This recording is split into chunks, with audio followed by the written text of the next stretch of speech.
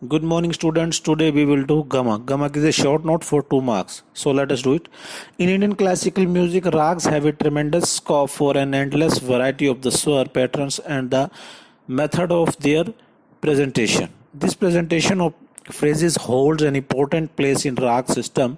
It is very important to apply swar patterns in a proper way to enhance the mood of the rags.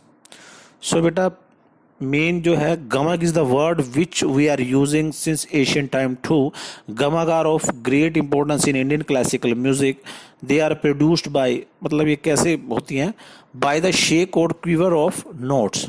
The word gamak is derived from the Sanskrit roots gam which means to move, जाना. Gamak literally means movement of swar with quiver. बेटा conclusion गमक का यही है कि स्वरों का कंपन के साथ जो है गाना.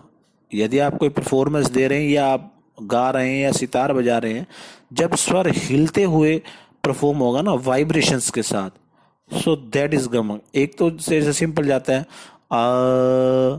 दिस इज नॉट गमक, या दैट इज गमक. ओके, सा सा दैट इज गमक. सो इसको देख लेना. एंड नेक्स्ट टॉपिक इज बेटा Mead. So there have 3 topics: mead, murki and khatka. But now today we will do mead.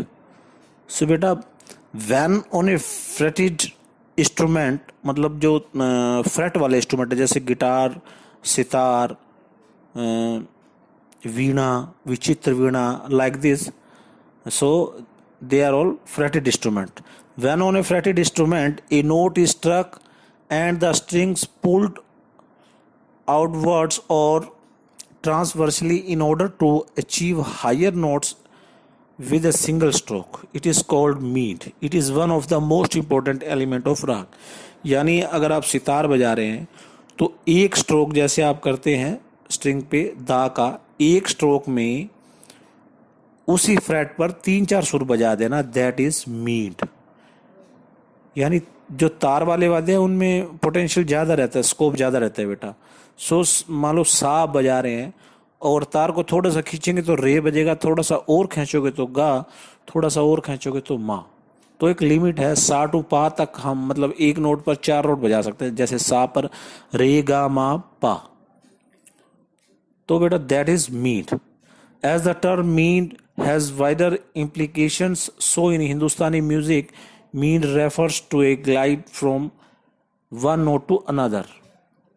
It is an essential performance practice and is used often in vocal and instrumental music. On the veena, sitar, sarangi and other plugged stringed instruments, it is usually done by pushing the strings across the frets to vary their effective length and tension. So बेटा short में mean यही है कि एक स्वर पर